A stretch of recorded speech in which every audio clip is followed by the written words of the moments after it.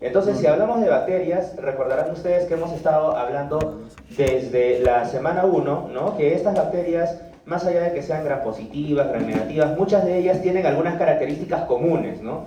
Necesitan, por ejemplo, ¿qué cosa? Replicarse, reproducirse, ¿no? Recordarán ustedes la forma como se replican los virus. En este caso, las bacterias también se replican, también se multiplican, también se multiplican una vez que están infectando la célula que van a infectar o el órgano que van a infectar, ¿no es cierto? La Escherichia coli no es que nos infectamos con una Escherichia coli y que nos quedamos con esa cantidad permanentemente, sino que esa Escherichia coli luego se va a dividir. Ya me dirán ustedes cómo es que se multiplican las bacterias, ¿no? Treponema pallidum también, Neisseria gonorrheae, ¿no? Clamidia trachomatis, etc. Entonces, acá, como siempre les digo, señores, es muy importante que podamos considerar algo especial. ¿Qué es eso especial? Ya se habrán dado cuenta ustedes, tal vez estamos en la quinta semana, ¿no? Viendo ya bacterias del tracto genitourinario. Ya hemos visto bacterias del sistema nervioso central, hemos visto virus del sistema nervioso central, hongos del sistema nervioso central, y ahora estamos revisando 4 patógenos más. Ustedes dirán, ¿vamos a seguir revisando patógenos? Por supuesto que sí. Y vamos a seguir revisando muchísimos más patógenos todavía. Todavía estamos, antes del examen parcial, viendo poquitos patógenos. Luego del examen parcial ya vamos a ver por cada semana, en algunas semanas 8, en algunas semanas 9, ¿no? Cuando veamos enfermedades respiratorias, del tracto digestivo, etc. Entonces, ustedes dirán, ¿y cómo hago para procesar toda esa información, ¿no? Entonces, evidentemente, más allá de leer, más allá de estudiar de manera concienzuda, la sugerencia que yo siempre les doy es que puedan ustedes, ¿qué cosa? Organizar esta información. ¿Cómo pueden organizar esta información? Por ejemplo, ¿no? Lo que yo haría, cada persona puede tener su propia técnica de estudio y tal, pero lo que yo haría es, si estamos hablando de 4 bacterias hoy día y hemos hablado de otras bacterias en las semanas pasadas, ¿por qué no organizar la información de estas bacterias, por ejemplo, ¿no? En un cuadro de doble entrada, ¿no? ¿Y qué información les parece relevante sobre las bacterias, por ejemplo? Vía de transmisión, por ejemplo, ¿no es cierto? En otra fila yo pondría factores de virulencia de este y de esta bacteria, ¿no? ¿Cuál otro? Principales síntomas, o principales enfermedades, o principales receptores, ¿no? O tratamientos. ¿Hay vacuna o no hay vacuna? ¿No? Entonces, si me dejo entender, ¿no? Entonces, de esa manera, ustedes pueden ver de repente de manera mucho más gráfica, más ordenada, cuáles son las semejanzas, cuáles son las diferencias entre estos patógenos, ¿no? Porque, claro, es tanta información que de repente parece muchas veces dispersa y tal, pero si la tenemos ordenada, si la tenemos clasificada, ¿no? Por ejemplo, ¿no? ¿Cuáles son gram positivas, cuáles son gram negativas? Cuando hablemos de las bacterias del tracto digestivo, ¿no? Por ejemplo, ¿cuáles ingresan a nuestro organismo a través del estómago? ¿Cuáles ingresan por el intestino delgado? ¿Cuáles ingresan por el intestino grueso, etcétera? Entonces, de esa manera, visualmente, inclusive, puede ser mucho más fácil o más atractiva la información para poder ser entendida, ¿no? Entonces es un consejo nada más, porque estamos empezando ya a ver varios patógenos, y siempre en la medida que podamos tener organizada la información, eso nos puede ayudar. Eso nos puede ayudar de todas maneras. La información que ustedes quieran, ¿no? A algunas personas les parecerá relevante, mucho más relevante, por ejemplo, ¿no? En cuanto a los virus, ¿hay vacuna, no hay vacuna? ¿Qué tipo de virus es? Cápside desnuda, cápside o sin cápside o con envoltura, etcétera, ¿no? La información, eso ya depende de cada uno de ustedes, cuál es la información que estén considerando como más relevantes o que les parezca mucho más importantes de recordar. Bien, entonces vamos a revisar el día de hoy ya algunas cuantas bacterias del tracto genitourinario, ¿no? Entonces vamos, como siempre, a empezar enfocándonos en qué es lo que van a ver ustedes, más allá de que están estudiando pues las moléculas o las toxinas o los factores de virulencia de cada bacteria. Ustedes están en la Facultad de Medicina, y si están en la Facultad de Medicina es porque estas bacterias van a causar enfermedades a pacientes que ustedes van a tratar. No basta con que nos quedemos con que sí, el factor de virulencia es este, que la toxina es esta, que ingresó por acá, por la célula tal, pero ¿qué es lo que sucede en la vida real con los pacientes que ustedes van a tratar, que ustedes van a ver, ¿no? Entonces, yo les pido si acá Si su compañera me ayuda, por favor, si usted fuera tan amable, con el micrófono, por favor, el relato del caso, así es. Si ponemos atención, por favor, para poder introducirnos en el tema del día de hoy. Adelante, por favor. Una joven sexualmente activa de 24 años acude a su médico de familia debido a un cuadro de día de duración con dolor durante la micción, con polaquiuria y tenesmo. La paciente también ha observado la eliminación de orina manchada de sangre al final de la micción. Sus síntomas han empeorado rápidamente durante las últimas 6 horas. Muy bien, perfecto. Muchísimas gracias a su compañera. Entonces, vemos acá un cuadro que ya nos orienta, evidentemente, a alguna condición del tracto genitourinario, ¿no? ¿Por qué? Porque nos habla de dificultad al miccionar, ¿correcto? Dice, un día de duración con dolor durante la micción, ¿no? Polaquiuria. ¿Qué es la polaquiuria? ¿Alguien habló de frecuencia? ¿Frecuencia aumentada o disminuida de...? ¿Sí? ¿Seguros? Perfecto, ¿no? Entonces, yendo al baño frecuentemente a orinar, ¿no es cierto? Y tenesmo, ¿qué será tenesmo? Cuando haces y aún sigue teniendo ganas. ¿Sigue teniendo ganas de orinar después de haber orinado? ¿Seguros? ¿Quién tiene otra opinión? Muy bien. ¿Sí? Muy bien, doctor. Entonces, la paciente también ha observado la eliminación de orina manchada de sangre al final de la micción, ¿no? O sea, además, ¿no? Está orinando con algunas manchitas de sangre. ¿Qué será? Esa es la gran pregunta, ¿no? La pregunta que siempre nos hacemos. ¿Qué será? ¿Qué puede ser un virus? ¿Puede ser un hongo? ¿Puede ser una bacteria? ¿Puede ser un parásito? Ustedes que están estudiando parasitología. ¿Qué virus podría ser, por ejemplo, no? ¿Qué virus del tracto genitourinario de transmisión vía sexual? Por ejemplo, la próxima semana vamos a estudiar VIH, ¿no? ¿Será VIH? ¿Será un hongo que vamos a estudiar también la próxima semana tipo Candida, Candida albicans? ¿O será alguna bacteria como las que hemos visto en la lámina anterior? ¿Será sífilis? ¿Qué será? Dice diagnóstico diferencial, ¿no? Precisamente a eso es a donde debemos orientarnos en función a los conocimientos de microbiología que tenemos. El diagnóstico diferencial no es nada más ni nada menos que aquel discernimiento que hacemos cuando tenemos una serie de alternativas. ¿Qué alternativas? Aquellas alternativas, aquellos patógenos que podrían ser los causantes del cuadro que estamos analizando. ¿Qué podría ser? Escherichia coli, ¿no? ¿Ustedes han escuchado de Escherichia coli? ¿En qué contexto? Gastrointestinal. Gastrointestinal, ¿no? Fundamentalmente gastrointestinal. La noticia que nos llevamos el día de hoy es que Escherichia coli también causa infecciones del tracto genitourinario e infecciones muy frecuentes del tracto genitourinario. Vamos a ver ahora que no todas las Escherichia coli son iguales, dicho sea de paso. Entonces, poco a poco vamos analizando un poquito más a las bacterias.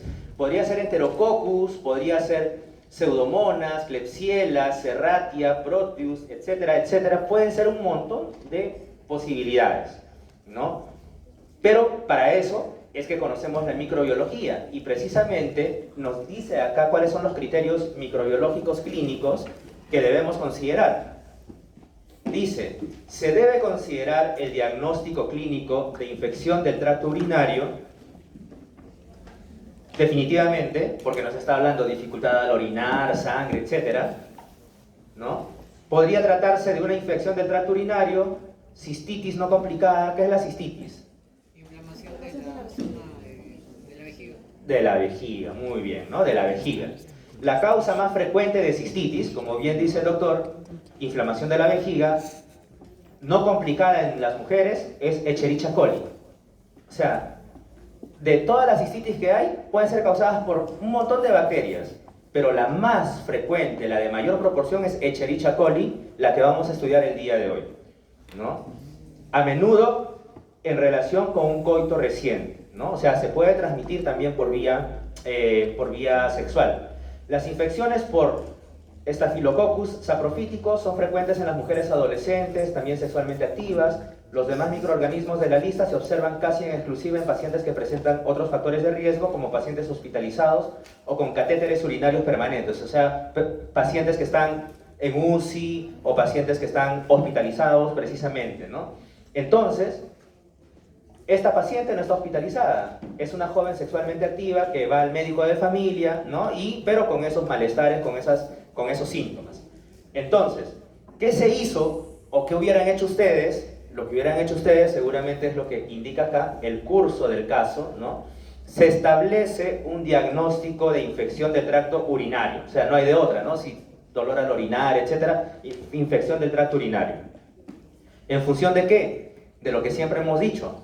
Para determinar un diagnóstico, ustedes no son adivinos, ¿no es cierto? Tienen que ver al paciente, tienen que tocar al paciente, palpar al paciente por un lado, ¿no? Esa es la parte clínica. Por otro lado, ¿qué más hay que hacer? Preguntar, lo que siempre decimos, preguntar. ¿Ha tenido relaciones sexuales recientemente? ¿Qué más le preguntarían? ¿Le preguntarían si han tenido relaciones sexuales con más de una pareja recientemente? ¿Es importante o no? Es muy importante, ¿verdad? Pero solamente las preguntas, también, en tercer lugar, siempre decíamos los análisis microbiológicos o los análisis de laboratorio, exámenes de sangre y también una toma de muestras si es que ustedes sospechan de algún patógeno. Entonces, es lo que nos dice acá precisamente. Pidieron una muestra de orina, se hizo un cultivo en agar McConkey, ¿no? Y ¿qué resultó? Que había crecimiento de una bacteria, la bacteria responsable de este cuadro. ¿Qué bacteria era? ¿Qué ven acá? ¿No? Escherichia coli. Ahí está. Estamos hablando de Escherichia coli. ¿Qué forma tiene? ¿Tiene flagelos? ¿No tiene flagelos?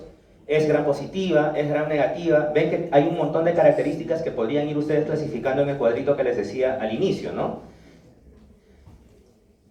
Escherichia coli, señores, es una bacteria, a ver, díganme ustedes por favor, gram positiva o gram negativa. Gram negativa, ¿no? ¿Qué forma tiene? Ya tiene una forma característica precisamente, ¿no es cierto? Alargada, etc.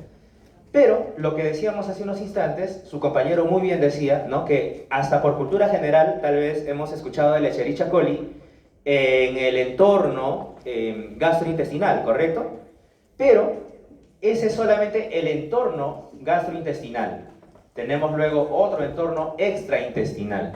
El entorno intestinal es el que vamos a estudiar cuando hablemos de las infecciones del tracto gastrointestinal. Vamos a hablar de la Escherichia coli enterotoxigénica, la enterohemorrágica, la enteroinvasiva, la enteropatogénica, la enteroagregativa, etcétera, etcétera. Todavía no vamos a profundizar en ello, pero existen otras Escherichia coli que son extraintestinales, y acá tenemos a la que nos interesa el día de hoy. Tenemos a la uropatogénica. La que causa el cuadro tipo cistitis, como el de la paciente, es la Escherichia coli uropatogénica. Hay otras extraintestinales, que es esta de acá, ¿no? Que es la de meningitis neonatal. Hay una Escherichia coli que también causa exclusivamente meningitis neonatal. Su frecuencia es baja, ¿no? Entonces es un poco raro que haya esto, pero por lo menos sepamos que hay esta Escherichia coli neonatal.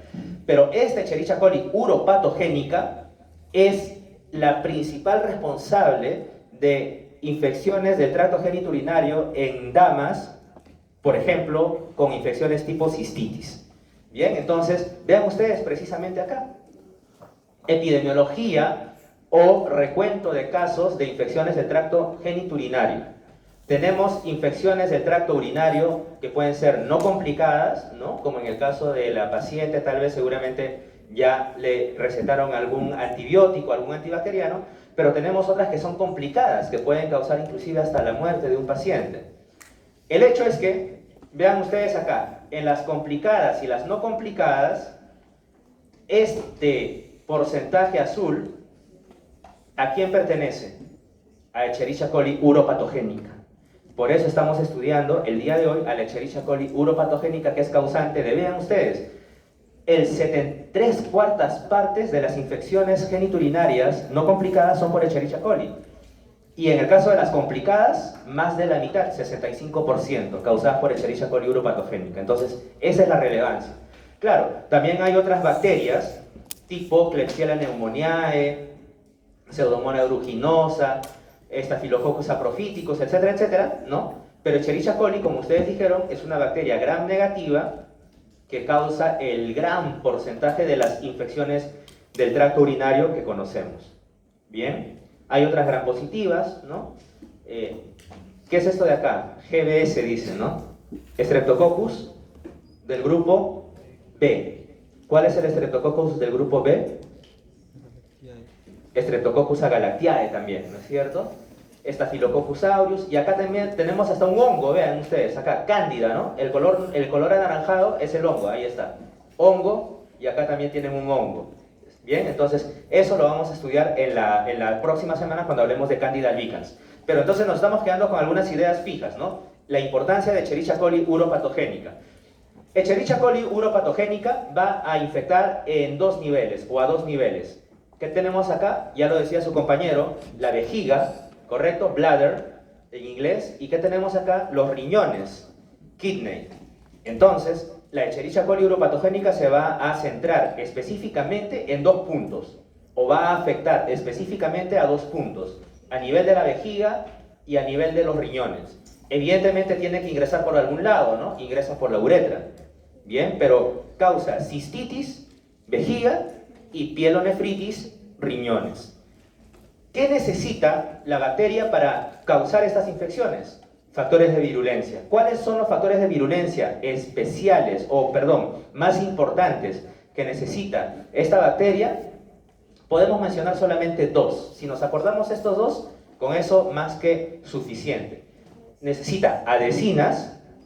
¿Por qué creen ustedes que serán importantes las adhesinas para esta bacteria? Para pegarse al epitelio de la vejiga. Muy bien, doctor, para pegarse al epitelio, ¿no? Al uroepitelio, ¿correcto? Porque si no se pegara, ¿qué pasaría? Con la orina termina eliminándose, ¿no es cierto? Entonces necesita pegarse, como dice su compañero. Necesita adherirse, ¿no? ¿Qué adhesinas tiene? Tiene los pilis, por ejemplo, tiene algunas adhesinas que vamos a ver en la siguiente lámina. Y otro factor de virulencia importante, así como por un lado tenemos a las adhesinas, el otro factor de virulencia importante es una toxina, es una hemolicina, la hemolicina HLIA. Como su nombre lo dice, es una lisina, causa lisis, ¿correcto? Rompe. ¿Qué es lo que va a terminar rompiendo? ¿Qué es lo que va a terminar atacando? Eritrocitos, por un lado, pero también otro tipo de células. ¿Qué tipo de células? Las células epiteliales, o del uroepitelio, precisamente, ¿no? Entonces, al causar daño, esta toxina llamada hemolicina HLIA, al causar daño en las células de la vejiga o del riñón, ¿qué va a causar? Precisamente cistitis, pielonefritis y los síntomas propios de estas dos enfermedades. Así de sencillo con esta bacteria. ¿Bien? ¿Cómo nos contagiamos con esta bacteria? Fecal oral. Fecal oral, por un lado, muy bien, como toda Escherichia coli. De hecho, la Escherichia coli uropatogénica muchas veces reside de manera comensal en el final del tracto gastrointestinal. De manera comensal, ¿eh? No es como la enteroinvasiva, como las que nos causan diarrea. No, esa puede vivir ahí tranquila a nivel del intestino grueso y puede tranquilamente estar ahí sin hacernos nada. También se contagia por la vía sexual, como decía hace unos instantes el caso de la señorita, ¿no es cierto? Pero habita, nos dice acá, vean ustedes, 2020, se puede transmitir de persona a persona, pero también por la ruta fecal oral. La mayor incidencia en las mujeres es principalmente debido a condiciones anatómicas. ¿Qué pasaría, por ejemplo, ¿no? Si una dama arrastra, al momento de orinar, arrastra a limpiarse restos o rastros de bacteria desde la parte posterior hacia la parte delantera? Está arrastrando bacterias, ¿no es cierto? Eso es una condición de riesgo para poder infectarse, por ejemplo, con esta bacteria. Que si bien es cierto, en el tracto gastrointestinal probablemente no va a producir nada, vive de manera comensal, pero cuando es trasladada adelante al canal vaginal, puede infectar y subir, como veíamos acá, por la uretra, llegar a la vejiga, y luego llegar a los riñones para causar cistitis y pielonefritis. ¿Sí? Escherichia coli uropatogénica. Entonces, esta Escherichia coli uropatogénica, como bien decía su compañero, ¿correcto? Tiene un montón de adhesinas. Pili tipo 1, para empezar, lipopolisacáridos, tiene curlis, que son, ya me dirán ustedes qué es el curly, ¿no? Si leyeron el capítulo 1, ¿no?, de bacterias en el libro Murray, tiene el lipopolisacárido, y vean ustedes cómo entra por acá. Esto puede ser un caballero, puede ser una dama, ¿correcto? Entra, sube, se va pegando, como decía su compañero, gracias a las adhesinas, llega a la vejiga y va a empezar el proceso patogénico. Y puede seguir subiendo todavía, vean cómo sigue subiendo, acá verde, verde, verde, y llega a nivel renal. Llega a nivel renal para causar las dos principales infecciones que causa este patógeno, que son cistitis y pielonefritis. Muy bien.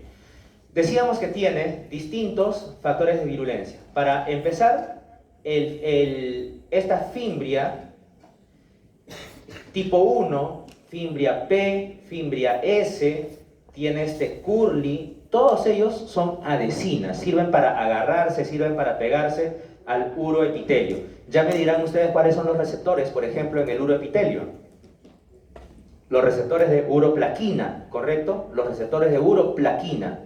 Esos receptores de uroplaquina se pegan, ¿correcto?, con estas adhesinas. ¿Qué otros factores de virulencia tiene esta bacteria? Tiene sistemas para captar hierro. A diferencia de los virus, una bacteria que necesita alimentarse, si ustedes quieren, ¿no es cierto? Un virus es, como siempre decimos, es un ARN o un ADN con una cápside y punto.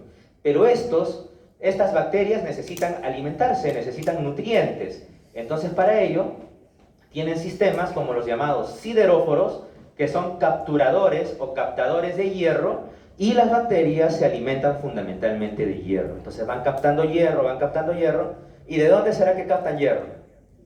De los eritrocitos. De los eritrocitos, de la hemoglobina, ¿correcto? Entonces van captando hierro. Muy bien. Y además, por un lado tenemos las adhesinas, por otro lado tenemos su medio de alimentación, vamos a decirle así, ¿no?, con captura de hierro, y por otro lado, en tercer y último lugar, tenemos a las toxinas. Tiene 3 toxinas fundamentalmente esta bacteria, 3 toxinas que son secretadas por esta bacteria.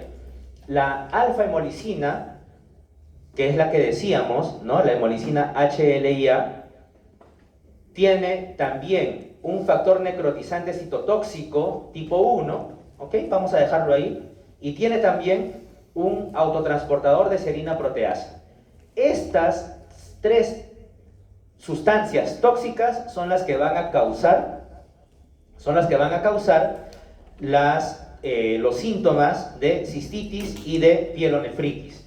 Fundamentalmente la hemolicina HLIA. La hemolicina HLIA. Por eso es que en la lámina anterior decíamos, vamos a recordarnos fundamentalmente de 2 factores de virulencia: las adhesinas, por un lado, y por otro lado la hemolicina HLIA. Ya habíamos dicho, creo, anteriormente, ¿qué significa siempre cuando vemos 4 letritas y muchas veces en cursiva, solamente 4 letras? Es el nombre o es la nomenclatura del gen que codifica la producción de esa toxina, de esa sustancia, de esa estructura, etc. Entonces, los genes en las bacterias se codifican así, siempre con 4 letritas, ¿no? 4 letritas así súper raras, ¿no? Creo que veíamos en Listeria monocitogenes, ¿se acuerdan cómo se activaba la listeria por un gen? El gen, ¿se acuerdan cuál era? PARF-A, ¿puede ser? ¿O no? HLIA. Les estoy preguntando, ya me dirán ustedes si es así o no. Pregunta de examen para listeria. ¿Cuál es el gen que cuando la Listeria monocitogenes está en los quesos, ¿verdad?, o en los alimentos, que mantiene a la bacteria inactiva pero todavía viviendo? ¿Y cuál es el gen que se activa precisamente para producir los factores de virulencia de listeria? ¿Qué factores de virulencia? Las internalinas, ¿correcto? La actina A, etcétera, ¿correcto? Entonces hay un gen ahí, ¿no? El gen, ya me dirán ustedes cuál. En este caso, esta hemolicina, alfa-hemolicina, es codificada por el gen HLIA, por eso se le llama hemolicina HLIA, ¿bien? Entonces, adhesinas y curly que sirven para agarrarse, como decía el doctor hace unos instantes. Captación de hierro, muy importante porque tiene que vivir, tiene que crecer y tiene que multiplicarse. Y finalmente, las toxinas que sirven para poder causar daño a las células que está atacando. Las adhesinas, fundamentalmente la de la fimbria tipo 1, ¿no? Aquí tenemos Salpili tipo 1, fimbria tipo 1. Es una adhesina muy importante. Luego hay otras adhesinas. Vean ustedes cómo está acá el gen que codifica para cada una de estas adhesinas, ¿no? Estas adhesinas, como decíamos, tienen distintos receptores. El receptor de uroplaquina, como decíamos hace un instante, los receptores de manosa. Entonces son receptores para que se agarren estas adhesinas al receptor que corresponde. Y las toxinas, decíamos, la alfa-hemolicina, la hemolicina HLIA, ¿no? ¿Cuál es el efecto en el hospedero? El efecto en el hospedero es precisamente una desregulación, del ciclo celular de las células que está infectando. Entonces se desnaturalizan, se produce inflamación y termina evidenciándose con los síntomas de la cistitis y tal. ¿Bien? ¿Qué es lo que sucede cuando la bacteria llega al uroepitelio? Ya decíamos, ¿no? En el caso de una dama o en el caso de un caballero, ingresa ¿por dónde? Por la uretra, ¿no? Va subiendo, va escalando, ¿no? Para eso tiene adhesinas por las cuales se va agarrando ahí a la uretra y llega finalmente al uroepitelio, ¿no? A la vejiga, por ejemplo, ¿no? Llega al uroepitelio. Llega la bacteria, se agarra, coloniza, en primer lugar, coloniza. Vean ustedes cómo va colonizando, va aglomerándose, va agarrándose en la sección B, ¿no? Attachment, se adhiere, ¿no? Se adhiere al uroepitelio, receptor, por ejemplo, a la fimbria tipo 1 con la uroplaquina, se agarran ahí y queda ahí la bacteria. Luego tenemos que la invasión, la bacteria ingresa a la célula del uroepitelio. Ingresa a la célula del uroepitelio y se forma ¿qué cosa? Se forma, o la bacteria secreta una sustancia que le recubre, una sustancia que forma un biofilm. Y dentro de ahí se forma esta llamada comunidad bacteriana. Comunidad bacteriana en donde las bacterias se juntan en primer lugar y se empiezan a multiplicar también, se empiezan a multiplicar, a replicar. Acá, señores, acá es donde las bacterias empiezan a migrar a otras células del uroepitelio. ¿Ven? Se multiplican y obviamente van atacando a la siguiente célula, a la siguiente célula y a la siguiente célula. ¿Hay suficientes bacterias como para causar daño, sí o no? Sí. ¿Por qué? Porque estas bacterias van secretando, ¿qué cosa? Toxinas. Ya dijimos cuál, ¿no? La hemolicina HLIA. Va secretando las toxinas, ahí está, de color verde, ¿no? Estas estrellitas son las toxinas. ¿Y qué creen que va a suceder con esa célula? Va a resultar dañada. Es una toxina, es una hemolicina que va a terminar deformando, rompiendo y causando daño, ¿no? A estas células que las bacterias están invadiendo. Y de esta manera, ¿no? Estas bacterias van a continuar atacando a las siguientes células. ¿A las siguientes células de dónde? Las siguientes células de la vejiga y a las siguientes células renales. ¿Bien? ¿Está claro? Súper sencillo en cuanto a Escherichia coli uropatogénica. Un factor de virulencia muy importante es la capacidad que tienen estas bacterias para formar estas llamadas comunidades bacterianas o comunidades bacterianas intracelulares. Esta forma de aglomerarse, de formar un film alrededor y que a partir de esa aglomeración puedan empezar a multiplicarse es una característica importante de Escherichia coli uropatogénica. Porque ingresa la bacteria, aquí llega, ¿no es cierto? Este es el uroepitelio, ingresa la bacteria, y empiezan a formarse, ¿no? Estas comunidades bacterianas intracelulares. Se forman, y miren ustedes cómo inclusive se elongan, se alargan estas bacterias, ¿para qué? Para hacerse mucho más finitas. O sea, Escherichia coli no es que tiene la forma que vimos en la introducción, tiene inclusive la capacidad de amoldar su forma, ¿para qué? Vean ustedes cómo se vuelve finita, ¿no? Y al volverse finita es que pasa hacia la otra célula. Pasa hacia la otra célula y ahí se forman nuevas comunidades bacterianas, va captando hierro, ¿no es cierto? Se sigue alimentando y además se sigue secretando toxinas y va afectando a estas células del uroepitelio. ¿Sí? ¿Está claro? Entonces, formación de comunidades de las llamadas en inglés IBC, en español comunidades bacterianas intracelulares, es un factor de virulencia muy importante para el Escherichia coli. Tiene gran capacidad para captar hierro, tiene gran capacidad para adherirse al uroepitelio, tiene gran capacidad para secretar toxinas. Con eso, más que suficiente para causar daño al paciente. Son sus tres principales factores de virulencia en realidad: adhesinas, captación de hierro y la toxina HLIA, la hemolicina. Muy bien. Decíamos finalmente, para terminar con Escherichia coli uropatogénica, que en dónde reside en el tracto gastrointestinal, ¿no es cierto? Reside de manera comensal, ¿no? Es parte de la microbiota. Ahí está la Escherichia coli probablemente viviendo en muchos de nosotros. Pero ¿qué sucede cuando arrastramos este Escherichia coli, por ejemplo, al tracto urinario, ¿no? Al tracto urinario, cuando la arrastramos, ahí sí llega la Escherichia coli y se internaliza en el uroepitelio. ¿Y por qué en el uroepitelio sí y en el tracto gastrointestinal no?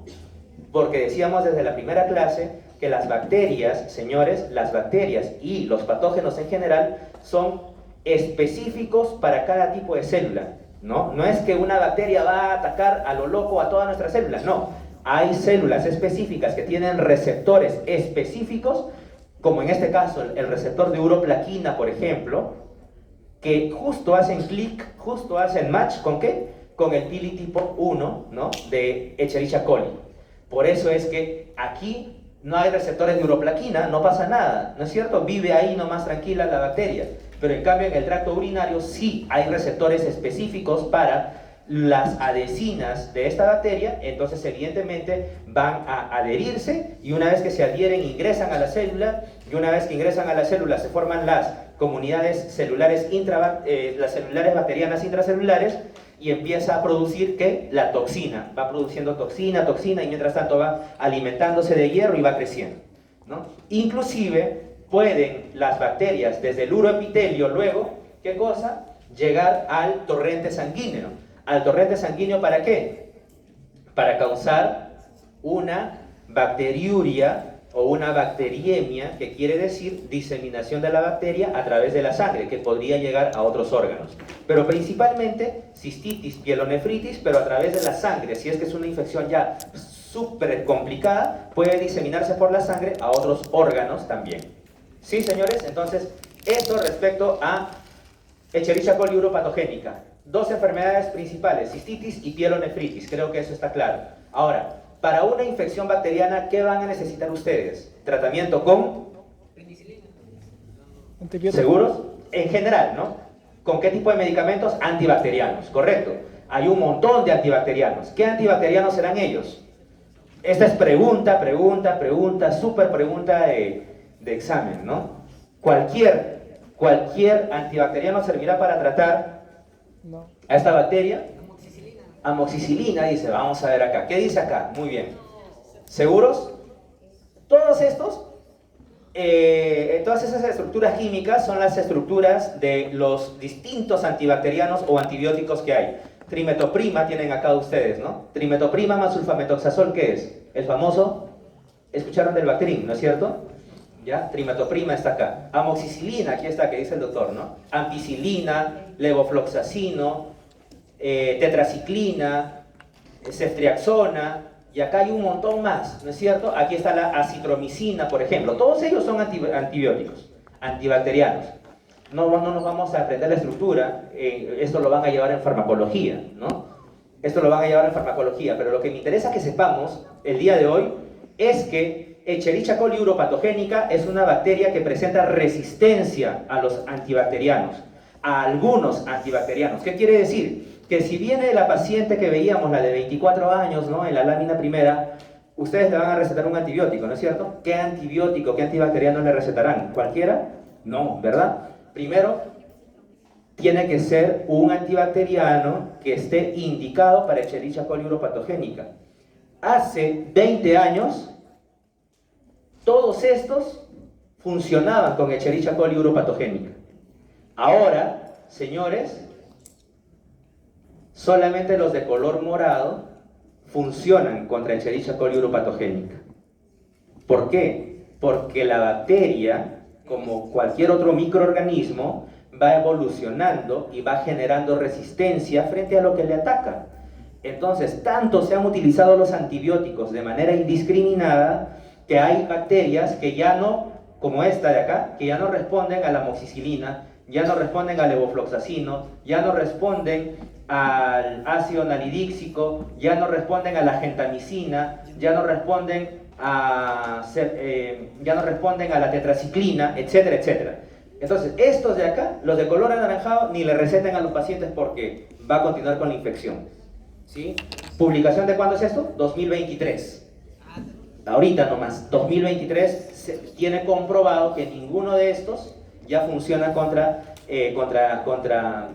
Escherichia coli uropatogénica.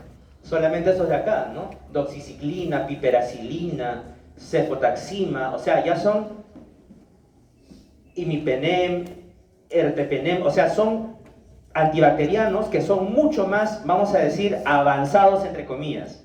Y muchos de ellos, imipenem, ermepenem, piperacilina, tazobactam, se utilizan inclusive solamente en infecciones en aquellos pacientes con cáncer, ¿no? Imagínense, o sea, son antibióticos ya de última línea. Entonces, esos de última línea van a servir para tratar una simple cistitis por Escherichia coli uropatogénica. ¿Por qué? Porque estos ya no le hacen nada a la Escherichia coli uropatogénica. ¿Sí? ¿Está claro, señores? Entonces, ¿por qué será que ocurre todo eso? ¿No? ¿Por qué será que ocurre todo eso? Porque la Escherichia coli va evolucionando, evidentemente. Por ejemplo, acá tenemos a los betalactámicos. Acá están las penicilinas, las amoxicilinas, etcétera, ¿no? Estos betalactámicos ingresan por acá, ingresan por esta zona que se llama proteína de unión a las penicilinas. Llega la penicilina, la amoxicilina, ¿no? Esta de acá, ahí está la amoxicilina. Llega por acá, tiene su anillo betalactámico, todos estos antibióticos, llegan e ingresan por acá, son fáciles de ingresar. Pero ¿qué pasa cuando la bacteria produce alguna variación en este ingreso? Esa amoxicilina ya no va a poder ingresar. ¿O qué pasa si la bacteria produce o secreta betalactamasas, enzimas betalactamasas, que rompen el anillo betalactámico una vez que el fármaco llega a interactuar con la bacteria? Entonces ya no va a pasar nada. De la misma manera, hay otros antibióticos como las fluoroquinolonas, la nitrofurantoína, que no ingresan por esta proteína de unión a las penicilinas, sino que más bien tienen otro mecanismo de acción farmacológico, y más bien las fluoroquinolonas, por ejemplo, y la nitrofurantoína atacan ¿a qué nivel? Atacan a nivel del ADN de la bacteria. Hay otros antibióticos, como la trimetoprima, por ejemplo, que ataca a nivel de ¿qué? A nivel de la síntesis de ácido fólico, tan importante para la bacteria, ¿no? Para su alimentación de la bacteria, para la captación de hierro de la bacteria. Entonces, quedémonos todavía con esa idea. Me interesa que se queden con la idea que ¿qué es lo que va a suceder con los fármacos que ustedes van a recetar a los pacientes? ¿Algunos van a funcionar? Sí, y muy bien. Otros no van a funcionar, otros ya no van a funcionar de repente dentro de unos años, como hemos evidenciado aquí en esta lámina. Señores, cuando ustedes, es más, de todos estos de acá de color morado, algunos funcionarán en una paciente y otros funcionarán en otro paciente, y en otro paciente no. Por más que de manera general se conozca que todos estos funcionan, pero ¿por qué será que en algunos sí y en otros no? ¿Por qué? Porque cada hospedero y también cada bacteria que infecta a un paciente o a otro paciente son diferentes. No todas las cepas que infectan a un paciente van a ser las mismas que van a infectar a otro paciente. Por lo tanto, no todas las cepas son susceptibles al mismo antibiótico o antibacteriano. Y para ello, cuando ustedes le piden al paciente una prueba, primero de orina para hacer crecer la bacteria, ¿verdad? ¿Qué más le pedirían al paciente, a ese paciente que le pidieron su muestra de orina? Una prueba ¿de qué? No necesariamente, sangre no. Empieza con antibiograma, muy bien. ¿Por qué el antibiograma? ¿Ya hicieron antibiograma en práctica? Todavía creo, ¿no? Sí, muy bien. Entonces, se acordaron del antibiograma. ¿Por qué será importante el antibiograma? porque esa cepita que está infectando, esa bacteria que está infectando la orina de esa persona, o que está en la orina de esa persona, la llevan al agar, ¿no es cierto?, a la placa, y en el antibiograma le colocan como capsulitas de precisamente las opciones que ustedes podrían tener, ¿no? Le colocan, ¿qué hay acá? Doxiciclina, nitrofurantoína, piperacilina, etc. La bacteria va a crecer distinto alrededor de esas capsulitas, ¿correcto? ¿Y eso qué les va a indicar? Que la bacteria responde mejor, o mejor dicho, que un fármaco es más eficaz que otro fármaco frente a esa bacteria, ¿no? Dependiendo del tamaño del halo alrededor. ¿Eso qué les da a entender? Que una bacteria puede ser y si le toman el mismo antibiograma a otra persona, va a salir otro resultado distinto. Saldrá más susceptible a un antibiótico que la otra persona que salió más susceptible a otro antibiótico. Por eso es la importancia del antibiograma. ¿Por qué? Porque cada bacteria es distinta. Si bien es cierto, es Escherichia coli uropatogénica, pero las cepas son distintas. Y la forma como esa bacteria interactúa con el hospedero le hace distintamente, si existe distintamente la palabra, susceptible a distintos antibióticos. ¿Sí? Entonces, ¿me entienden la historia completa, ¿no? Más allá de las moléculas y tal, lo que quisiera es que se lleven la historia completa de qué es lo que va a suceder con los pacientes que ustedes van a ver. Muy bien. Siguiente caso. Eso en cuanto a Escherichia coli uropatogénica. A ver, ¿quién me ayuda con el siguiente caso? ¿Sí? Doctor, a ver, por favor.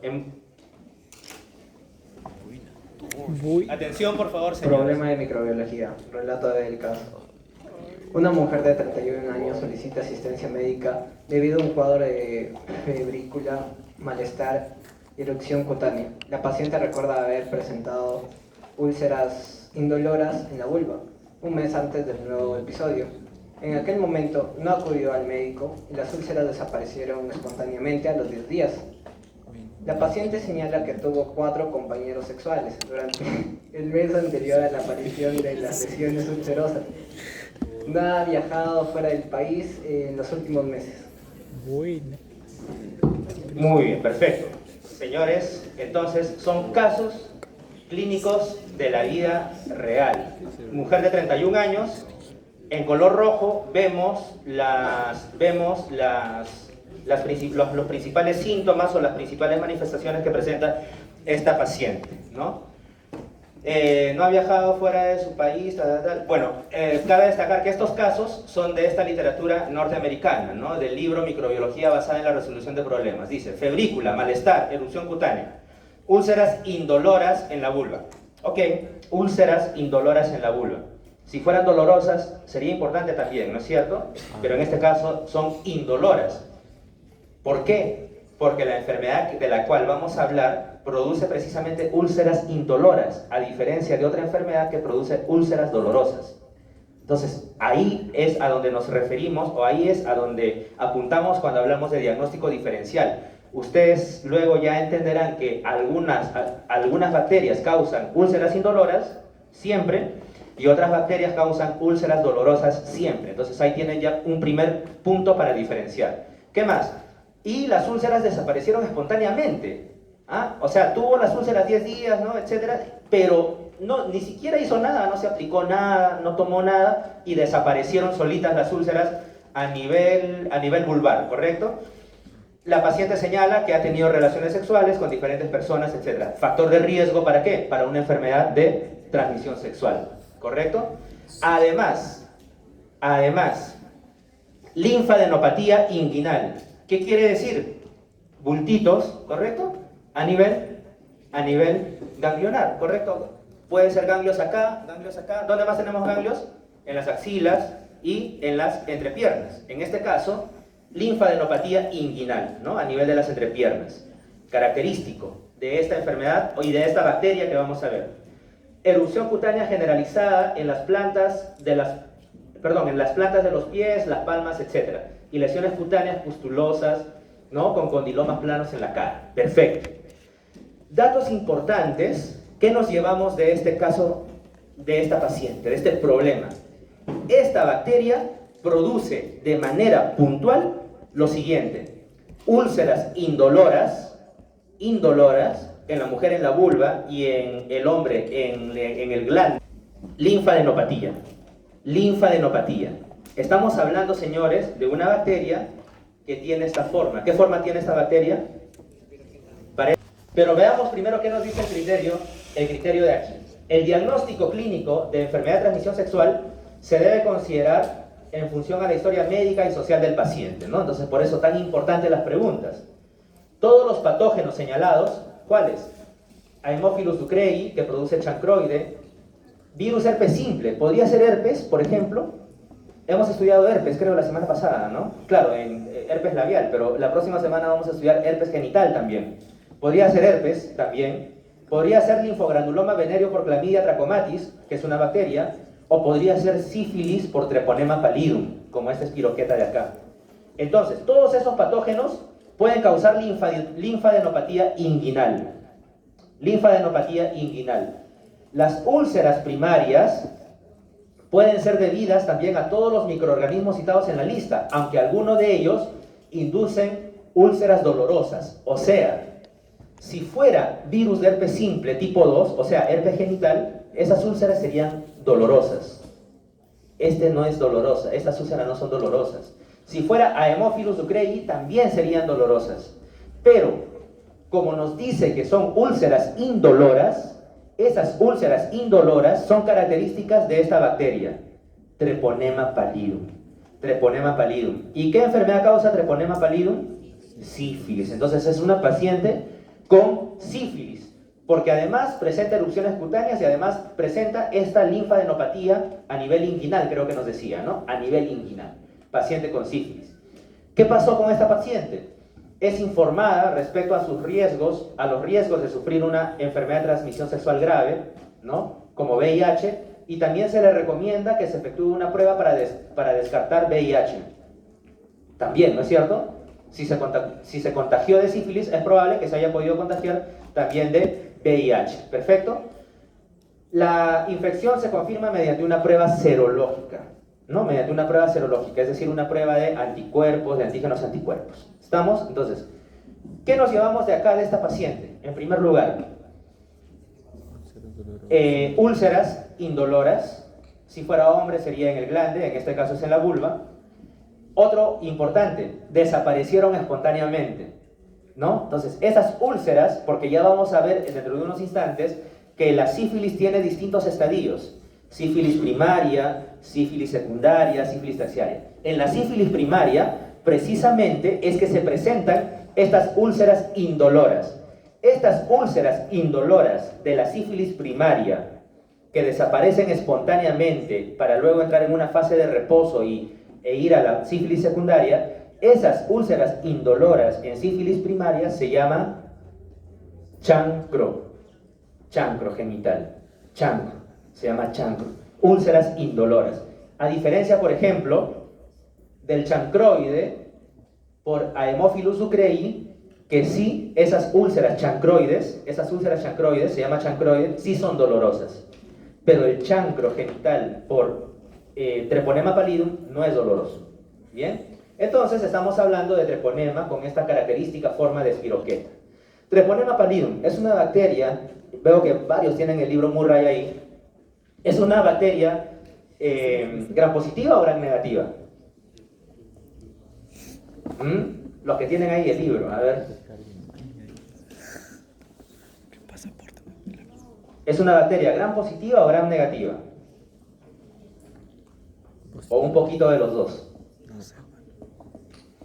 ¿O no se sabe? ¿Seguros? ¿Están leyendo el libro? Cuando decimos que una bacteria es gram negativa, ¿se acuerdan de las paredes celulares? ¿No? Péptidoglicano grueso, péptidoglicano delgado, ¿correcto? Ya, ¿y esta bacteria, cómo es el péptidoglicano de esta bacteria? Vamos a ver acá. Delgado. ¿Dónde está el péptidoglicano? Es una capa muy particular de péptidoglicano, ¿no? Ni siquiera es el péptidoglicano de la típica pared celular de las bacterias gram positivas, gram negativas, ¿no? ¿Qué más? Yo les pregunto, ¿hay porinas? ¿Hay capa de lipopolisacárido? ¿Qué más tienen las gram negativas que dicen ustedes que es gram negativa? ¿Qué más? ¿Hay otras organelas de tipo gram negativa? No hay, ¿no? La estructura bacteriana de Treponema pallidum es muy particular. No tiene casi ninguna organela, sino solamente por su recubrimiento, su membrana, una capa muy rara de peptidoglicano, y ya me dirán ustedes si es que es gram positivo o gram negativa o ninguno de los dos.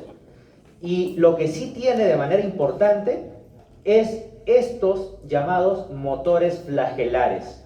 Motores flagelares, aquí están.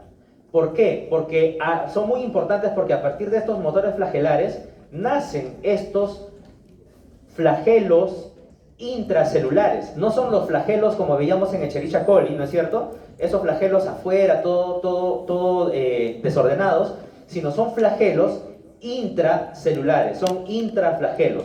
Son flagelos filamentosos que están adentro de la bacteria. Esos flagelos filamentosos adentro de la bacteria funcionan con estos motores flagelares. Esos motores flagelares, como su nombre lo dice, son motores que mueven al flagelo, lo van moviendo como si fuera, ¿qué cosa? Como si fuera un espiral, un sacacorchos.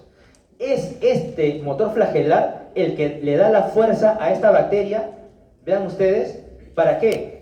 Para que si se va moviendo como sacacorchos, ¿qué creen que va a suceder cuando llega a la célula que va a infectar? Se le va a hacer más fácil ingresar, ¿verdad? Entonces, esta bacteria no tiene adhesinas, ¿no? Como en el caso de Escherichia coli, que tenía un montón, ¿no? En este caso, su propia forma es la que le va a hacer ingresar dentro de la célula que va a infectar, porque se va moviendo como si fuera un sacacorchos, y se mueve como si fuera un sacacorchos. ¿Gracias a quién?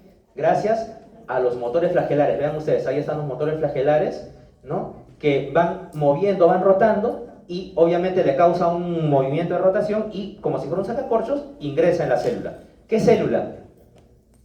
¿O qué células? En un glande puede ingresar, ¿no es cierto? En una relación sexual. Imagínense que la dama tenga sífilis y el hombre, ¿no? Captura esa sífilis en el glande. Precisamente lo que va a hacer la bacteria es ingresar como si fuera un sacacorchos, y ya ingresó en el glande. Ya ese hombre tiene sífilis. ¿Estamos? Está infectado con Treponema pallidum. Ahora, algo muy importante respecto a Treponema pallidum es que si su forma es muy particular, si no tiene lipopolisacáridos, si no tiene un montón de estructuras propias de las bacterias, tampoco secreta toxinas. No es como Escherichia coli, que secreta, ¿qué excretaba? Alfa hemolicina. Muy bien, doctor. HLIA, ¿no? ¿Se acuerdan? Este no secreta toxinas. La clave de la enfermedad por Treponema pallidum está acá. La destrucción tisular propia de la sífilis no es causada por una toxina, es causada ¿por quién? Resulta fundamentalmente de la respuesta inmune del hospedador a la infección. Quiere decir que el hecho o la sola presencia de que Treponema pallidum haya llegado ahí al glande o a la vulva de la señora, basta con que Treponema pallidum esté ahí. ¿Para qué? El Treponema pallidum no nos va a hacer nada. Ya vieron ustedes que casi no tiene nada. No tiene toxina, no tiene nada. Básicamente la destrucción tisular va a ser resultado de la respuesta inmune nuestra a la presencia de Treponema pallidum. O sea, nuestro sistema inmune va a reaccionar, va a producir sustancias que nos van a dañar precisamente el tejido en donde Treponema pallidum se encuentra. No es la bacteria. ¿Sí? Así de sencillo. Doctor, entonces recetaríamos corticoides. Ya veremos, muy bien. Acá nos dice su compañero si ¿qué podríamos utilizar en el caso de una infección bacteriana por Treponema pallidum, ¿no? Vamos a ver a continuación. Lo que sucede acá, lo que hemos dicho, se representa aquí en esta lámina. Treponema pallidum y las funciones endoteliales. O sea, aquí está precisamente el Treponema pallidum en contacto con las células de nuestros tejidos. ¿Qué es lo que sucede acá?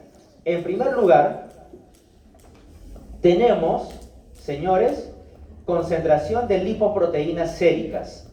En esa interacción de la bacteria con este tejido, hay evidentemente un montón de lipoproteínas séricas que van a estar rodeando, ¿no? Ahí a nivel tisular y a nivel vascular. Pero quienes van a causar la respuesta inflamatoria son estas células que las van a estudiar más a profundidad en el curso de inmunología el próximo año, con el doctor Joel de León. Son estas células, o son estas sustancias, perdón, llamadas citocinas.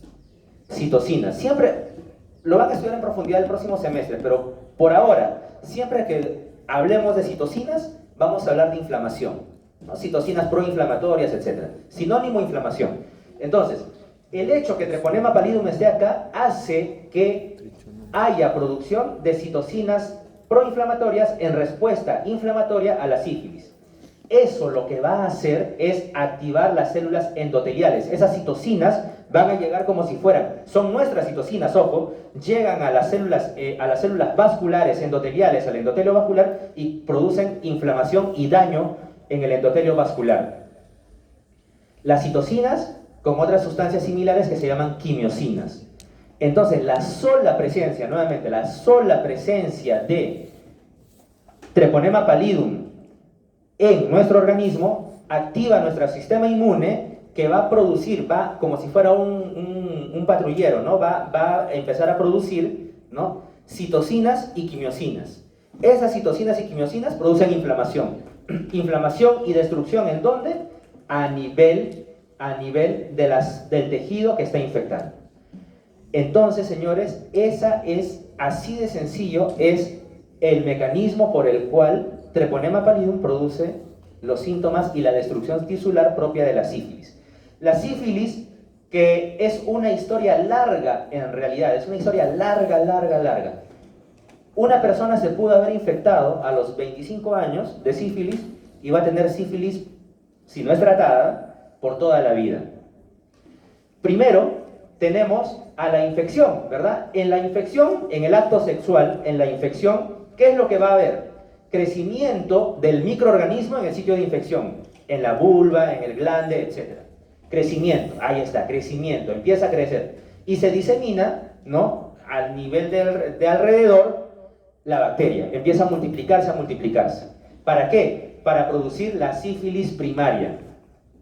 La sífilis primaria tiene una característica: el chancro. El chancro de la sífilis, ¿duele o no duele? No duele, ¿no? Como en el caso que vimos, no duele. Entonces, ahí la señorita que veíamos en el caso está en úlceras indoloras, ¿verdad? Está en sífilis primaria. ¿No? Y además, la sífilis primaria se caracteriza porque hay linfadenopatía regional. Decía el caso que tenía linfadenopatía a nivel, ¿qué? Inguinal, ¿correcto? A nivel inguinal. Es regional. A diferencia de la sífilis secundaria, en donde la linfadenopatía ya no es solamente a nivel inguinal, sino es a nivel de todos los demás ganglios y generalizada. ¿Ven la diferencia, no? Sífilis primaria, chancro, linfadenopatía regional. Sífilis secundaria, linfadenopatía generalizada y rash generalizado. Sífilis terciaria ya tiene que ver con afectación de órganos de otros sistemas, a nivel respiratorio, a nivel cardiovascular, a nivel cerebral también, y complicaciones neurológicas. Vean ustedes, señores, la misma historia aquí. En la sífilis primaria, luego de la infección, la sífilis primaria ocurre 2 a 6 semanas después de la infección, 2 a 6 semanas después del acto sexual. Acá tenemos nuevamente chancro, que es diferente de chancroide. Ojo, pregunta de examen. No vaya a ser chancroide, chancro, son distintos. Chancroide es de Haemophilus ducreyi, que produce úlceras dolorosas. Este chancro es indoloro y aparece a las 2 a 6 semanas de la infección. Es propio de la sífilis primaria. La sífilis primaria puede evolucionar, si no es tratada, a la sífilis secundaria, que se presenta 1 a 2 meses después de la sífilis primaria. En la sífilis secundaria, que se presenta 1 a 2 meses después de la sífilis primaria, tenemos rash, fiebre, linfadenopatía generalizada, ya no regional, sino generalizada, alopecia. ¿Alopecia qué es? Pérdida de cabello, ¿no? Se ríen ahí por ahí, me están mirando. Hepatitis, nefritis, ¿no? Hepatitis, yo solamente tengo pérdida de cabello nada más. Hepatitis y nefritis. Hepatitis y nefritis. Ahí está. Secundaria. Sífilis secundaria. Señores, ¿qué pasa si esta sífilis secundaria no es tratada? No es tratada. Nos vamos a la sífilis terciaria. ¿Ocurre cuánto? 2 hasta 50 años después de la infección. Aparece 2 a 50 años después de la infección, dependiendo de qué. Dependiendo de el sistema inmune del paciente. ¿Qué hay en la sífilis terciaria? Sífilis cardiovascular, sífilis ocular, sífilis ótica, ¿no? A nivel de los oídos, y también complicaciones a nivel del sistema nervioso central. Ahora, la pregunta es, ¿una persona con sífilis primaria va a llegar sí o sí a la sífilis terciaria? No, ¿por qué? Muy bien. Porque se puede tratar, hay tratamiento. La sífilis es sumamente tratable. Esa es la buena noticia, es sumamente tratable. ¿Qué se utiliza? O bueno, ahorita, antes de llegar a estas láminas, ¿qué se utiliza? Palabra sencilla, palabra clave, penicilina. Para sífilis, penicilina, cultura general. O sea, cualquier persona con sífilis puede ser tratada con penicilina. ¿Cuál es el inconveniente? El inconveniente está en que, como decía el caso clínico, ¿no? La paciente, ¿no?, presentó úlceras indoloras en la vulva y desaparecieron. Muchas personas ven esas úlceras en el glande, en la vulva, y como desaparecen dicen, ah, bueno, no pasó nada, de la que me salvé, dicen, ¿no? No pasó nada, desapareció, no tengo nada. Pero ese no tengo nada, en realidad es que sí tiene un treponema pallidum que le va a llevar a la sífilis secundaria, con linfadenopatía generalizada, ¿no?, inflamación ganglionar en varios lados, etcétera, ¿no?, hepatitis, nefritis, y de repente piensa que es una hepatitis, ¿no? Y de repente piensa que es hepatitis A. Ya vamos a estudiar en gastrointestinal que la hepatitis A dura 1 semana, 2 semanas y también desaparece solita, la hepatitis a diferencia de la B y la C, ¿no?, que ya vamos a estudiar.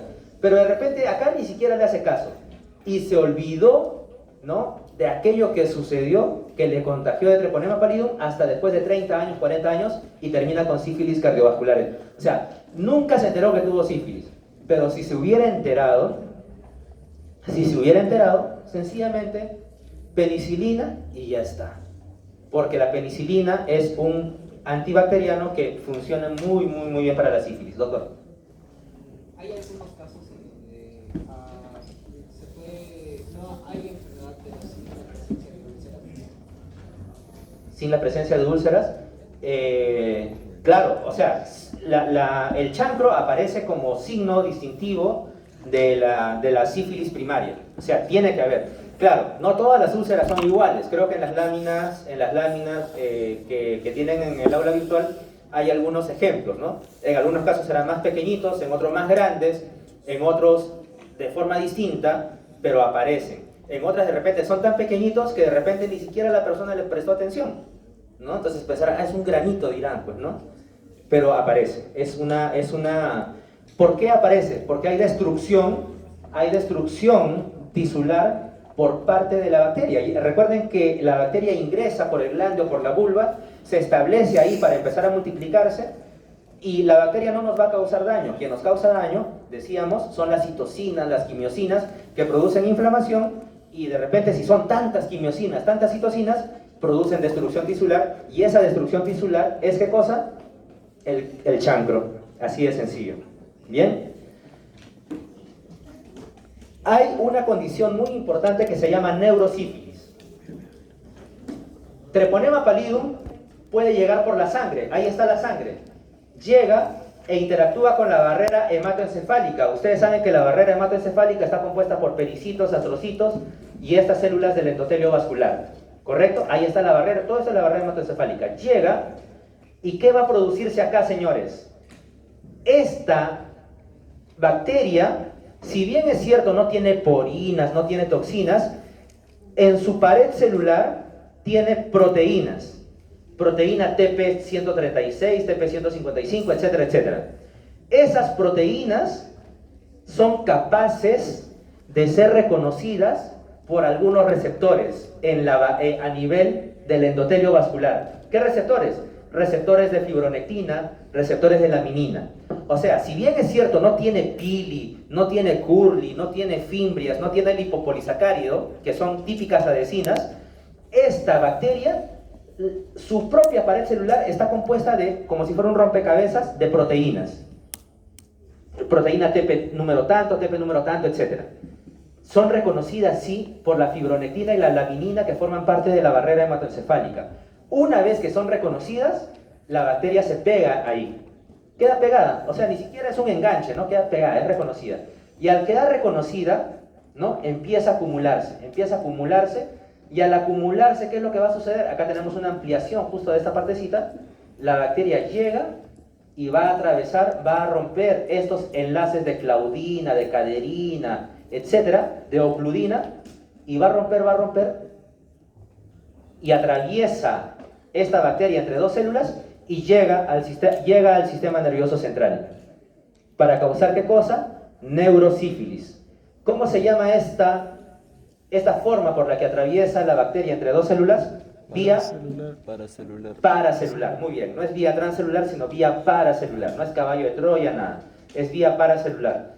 Atraviesa la barrera hematoencefálica y ya está a nivel cerebral. Neurosífilis. Neurosífilis puede ser transmitida, puede ser causada, ¿no?, de la madre al niño, ¿no?, cuando da a luz, por ejemplo. Si la madre se encuentra en sífilis primaria, recuerden, chancro, ¿qué más? Linfadenopatía regional. Si la madre tiene sífilis primaria, hay 60 al 100% de posibilidades que el bebé obtenga también esa sífilis. Y lo más probable es que el bebé desarrolle neurosífilis. Si la mamá está en sífilis secundaria, también hay 60 al 70% que el bebé desarrolle sífilis, de que desarrolle sífilis. Generalmente el bebé va a tener síntomas gripales, ¿no? Va a tener síntomas gripales, constipación, etcétera, ¿no? Mocos, etcétera. Si la madre está en sífilis latente, es decir, esa etapa que hay entre la primaria y la secundaria, entre la secundaria y la terciaria, la posibilidad es del 8 al 40%, ¿no? Entonces, este estudio nos lo indica.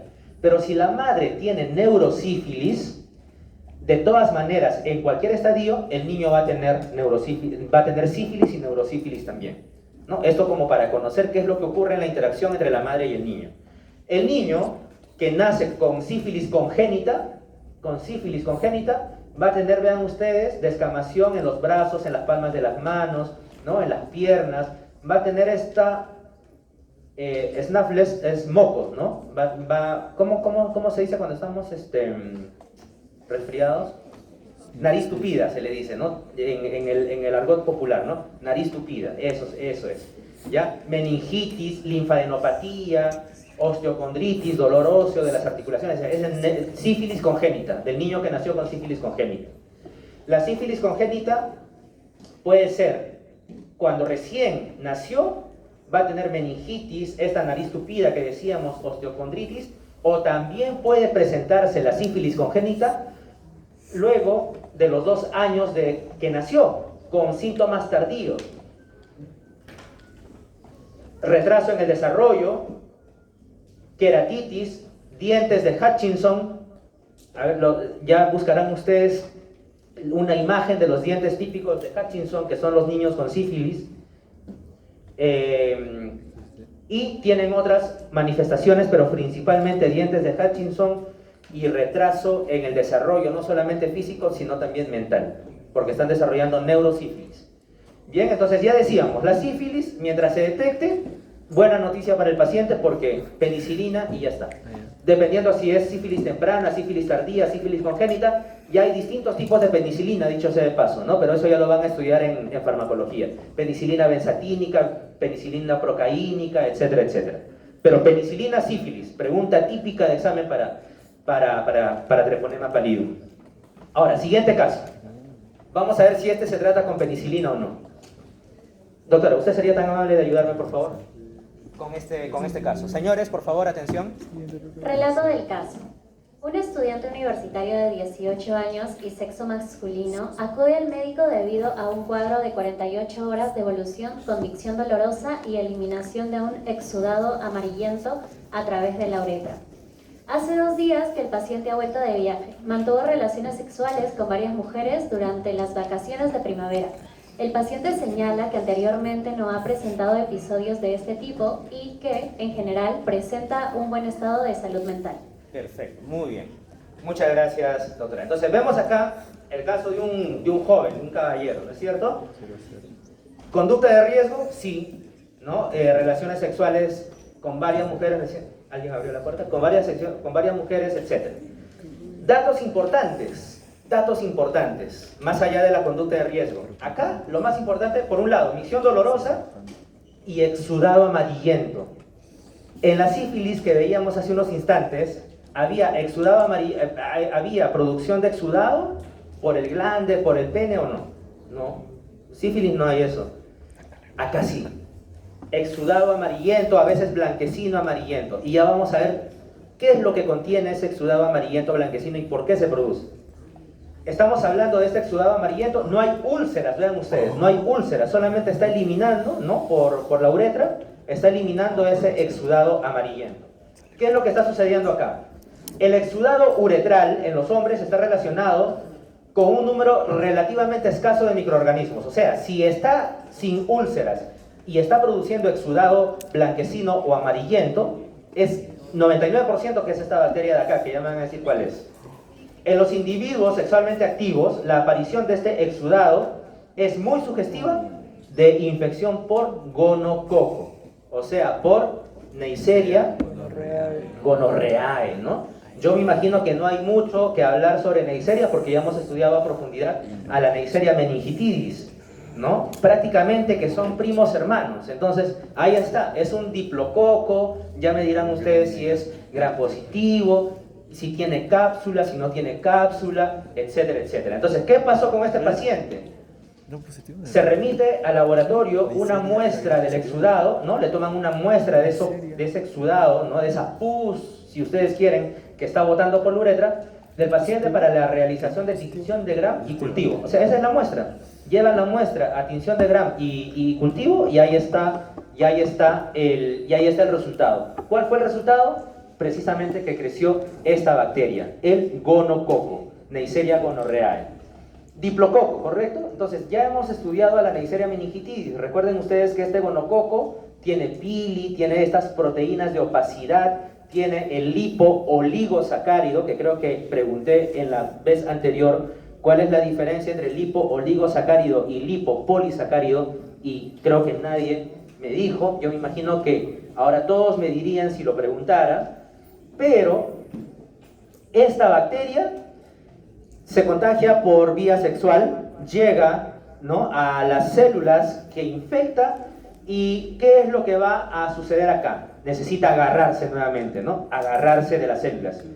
Pili tipo 4, lipo-oligosacárido y la proteína OPA son fundamentalmente aquellos factores de virulencia que hacen que la bacteria se adhiera a los receptores. Vamos a ver cuáles receptores. Número 1, adhesión. Número 2, otro factor de patogenicidad de virulencia. Es una bacteria, ¿necesita qué cosa? Necesita hierro. Entonces acá tenemos transportadores que sirven precisamente para captar ¿qué cosa? Hierro. También ácidos grasos, ¿no es cierto? También ácidos grasos que forman parte del metabolismo bacteriano. Y también inclusive hay un transportador para sustancias antimicrobianas. ¿Qué más? Otro factor de virulencia. Ya tenemos adhesión, tenemos hierro. Acá tenemos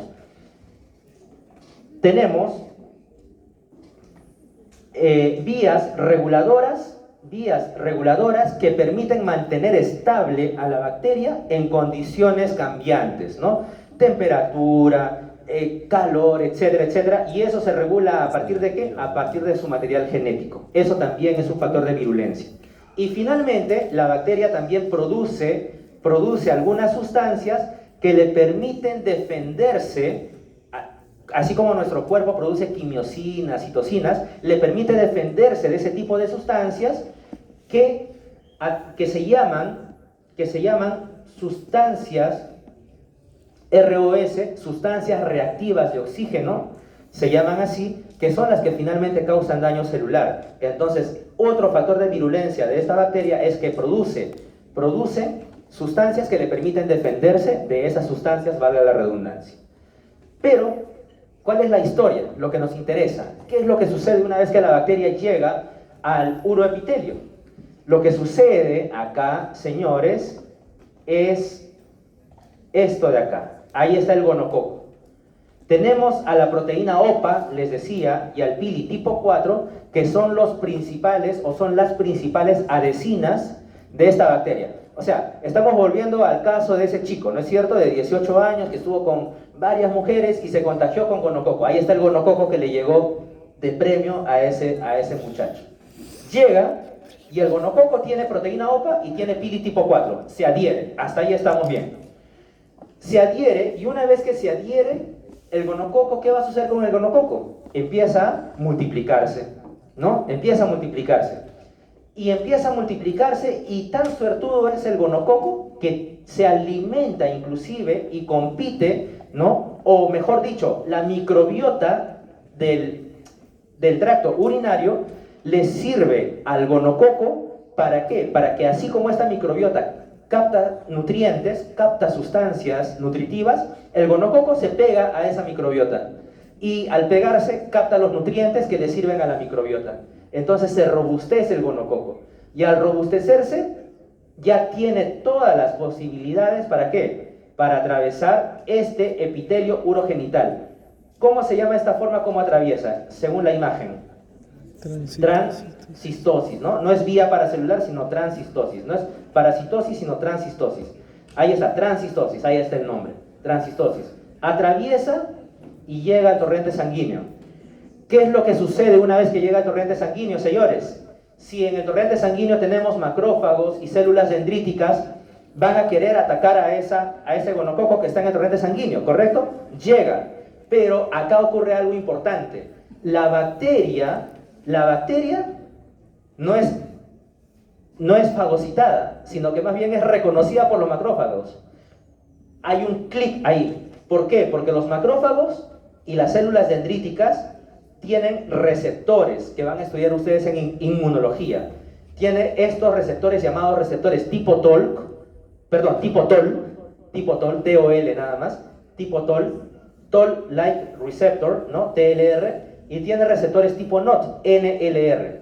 Ahí está, miren cómo se pegó el gonococo al receptor, ¿ven? Ahí está pegadito. Y el hecho que se haya quedado ahí pegado al receptor de los macrófagos y de las células dendríticas que deberían haber atacado al gonococo, el hecho que esté ahí el gonococo, hace que nuestro sistema inmune mande refuerzos. ¿Cómo se llaman esos refuerzos? Quimiosinas y citocinas. Ahí está, citocinas y quimiosinas. Esas citocinas y quimiosinas activan otros sistemas inmunológicos que va a hacer que el sistema inmunológico mande a otros refuerzos todavía. ¿Cómo se llaman esos refuerzos? Neutrófilos. Neutrófilos. Esos neutrófilos sí van a poder capturar o mejor dicho, internalizar a los gonococos. Ahí está el gonococo internalizado en el neutrófilo. Señores, los neutrófilos son, en otras palabras, cuando se juntan, son pus. Ese exudado amarillento, purulento, blanquecino, no es más que un montón de neutrófilos que están ahí produciéndose, habiendo capturado al gonococo. Estamos, se entiende la historia, ¿no? Súper sencilla, ¿no? No es tan complicado. Llega el gonococo, empieza a crecer gracias a la microbiota también que le ayuda con sus nutrientes. Atraviesa ya fortalecido el uroepitelio, es reconocido por los macrófagos y por las células dendríticas. Los receptores tipo TOL y tipo NOT adhieren al gonococo y esa presencia hace que vengan quimiosinas y citocinas. Esas quimiosinas y citocinas activan vías de señalización para que vengan los neutrófilos y ellos sí fagocitan a los neutrófilos. Pero esos neutrófilos, con tantas gonococos que hay ahora, empiezan más bien a secretarse como si fuera pus, que son en otras palabras neutrófilos. ¿Qué tienen esos neutrófilos adentro? Cuando salen como exudado purulento, tienen gonococos. ¿Qué pasa si esa persona tiene relaciones sexuales con otra persona? Le está pasando un montón de gonococos ahí en esos neutrófilos. Claro, no digo que siempre los neutrófilos van a ser en forma de pus. De repente se limpió la pus, pero quedan neutrófilos microscópicos que siguen teniendo gonococos, si me entienden, ¿no es cierto? Estamos, listo. Eso es lo que me interesaba acá. Tratamiento para gonorrea, señores. Tratamiento para gonorrea. Cualquier cosa menos penicilina. Cualquier cosa menos penicilina. Ahí está el detalle. Así como para la sífilis la penicilina es el tratamiento de elección, para gonorrea la penicilina dejó de ser efectiva. A ver, vamos a ver dónde está. En 1940. Ahí está. En 1900. Perdón, sí. En 1940 se empezó a usar la penicilina para gonorrea, sí, pero dejó de ser efectiva, aquí en color moradito, en 1960. Ahí está, o sea, no le den penicilina. Hay otros antibacterianos, tipo tetraciclinas, en el 60 empezaron a usarse y en el 85 ya no servían. Las fluoroquinolonas, vean ustedes, empezaron a usarse en el 85 y en el 95 ya no servían. ¿Qué quiere decir eso? Que es un problema muy importante el uso irracional de antibióticos, porque luego ocurre esto. Actualmente, ¿no? Esta publicación del 2018 se preguntaba el autor, ¿la gonorrea actualmente es intratable? ¿Será que ya no hay tratamiento para la gonorrea? Entonces, a ese punto hemos llegado. ¿Bien? Finalmente, solamente vamos a leer el caso para darles las ideas puntuales nada más de este último y lo leo yo. Mujer de 27 años. Es el último patógeno que vamos a ver. Mujer de 27 años. Llega al servicio de emergencia con dolor en la parte baja del abdomen, con exudado vaginal y disuria. Ya me dirán ustedes qué es disuria. Además, durante los últimos días ha presentado fiebre y escalofríos. La paciente ha tenido 4 compañeros sexuales. Cuando se hace la exploración física, la exploración pélvica revela orificio cervical enrojecido, ¿no? Es decir, cuello uterino, ¿correcto? Enrojecido. Y se detecta sensibilidad dolorosa. Seguramente cuando le colocan la mano encima del vientre hay sensibilidad dolorosa. ¿Perfecto? ¿Qué sucede acá? Se debe considerar el diagnóstico de enfermedad inflamatoria pélvica. Enfermedad inflamatoria pélvica. Hay muchos patógenos asociados a esta enfermedad, pero los procesos patológicos son generalmente causados por Gardnerella, estreptococo del grupo B, que son frecuentes, y además, Neisseria gonorrheae y Chlamydia trachomatis se deben considerar en pacientes sexualmente activas. Estamos hablando en este caso de Chlamydia trachomatis, ¿sí? Porque se le solicitó una muestra, ¿correcto? Una muestra, se hizo una tinción gram negativa, una tinción y salió positivo para Chlamydia trachomatis. Chlamydia trachomatis también es una bacteria, y con esto voy a terminar antes de pasar lista. Chlamydia trachomatis es una bacteria muy particular que lo que yo les pido que puedan revisar de manera especial es que tiene 2 formas. Chlamydia trachomatis la podemos encontrar como forma reticulada o como forma elemental, o cuerpo reticulado y cuerpo elemental. Yo les pregunto acá, esta es la forma elemental y esta es la forma reticulada. Pregunta de examen, ¿cuál forma de Chlamydia trachomatis es la infecciosa? Elemental. ¿Cuál? Elemental. La reticulada. ¿Cuál está infectando acá? ¿Cuál está afuera de la célula para infectar a la célula? Elemental. Elemental. Típica pregunta, ¿eh? La forma elemental. Y la forma no infecciosa es la forma reticulada. Por eso acá, y esto lo tienen en sus láminas, el cuerpo reticulado es no infeccioso, está dentro de la célula. Es replicativo porque adentro de la célula se replica de manera reticulada y además es intracelular, evidentemente, ¿no? En cambio, el cuerpo elemental, el que está afuera y llega recién a infectar, es precisamente la forma infecciosa, es extracelular, está afuera porque llega para infectar, y es no replicativo porque afuera de la célula no se replica adentro de la célula. Es como un juego de palabras, pero es sencillamente mirar la imagen y entender la lógica de cuáles son las características del cuerpo reticulado que está dentro y del cuerpo elemental que está fuera. Este cuerpo elemental ingresa a la célula, luego de una transmisión por vía sexual, ingresa a la célula y se forman estas vacuolas que contienen a este cuerpo elemental.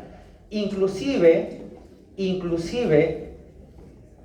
llegan a crecer hasta la forma reticulada, y en la forma reticulada es que empieza a multiplicarse.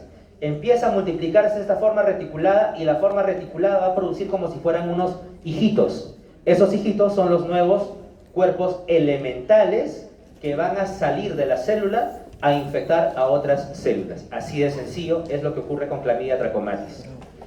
Clamidia trachomatis, en esta suerte de... ¿y cómo sale? Dicho sea de paso, lisis, rompe las células, causa daño.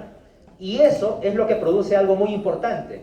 Causa la enfermedad inflamatoria pélvica, en el caso de las damas, causa otro tipo de manifestaciones por Clamidia trachomatis, porque Clamidia trachomatis tiene distintos serotipos. De acá tiene el serotipo A, serotipo B, el serotipo L. Y con esto termino con esta última lámina. En el caso de infecciones genitales, tenemos precisamente enfermedad inflamatoria pélvica, tenemos inclusive posibilidad de infertilidad.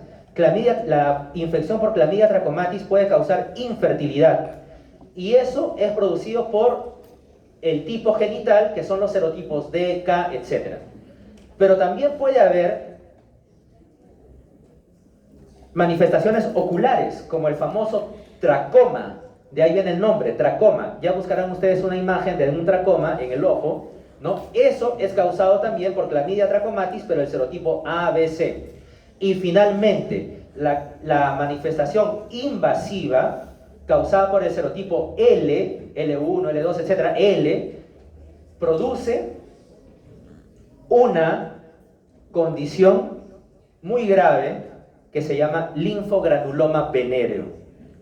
Linfogranuloma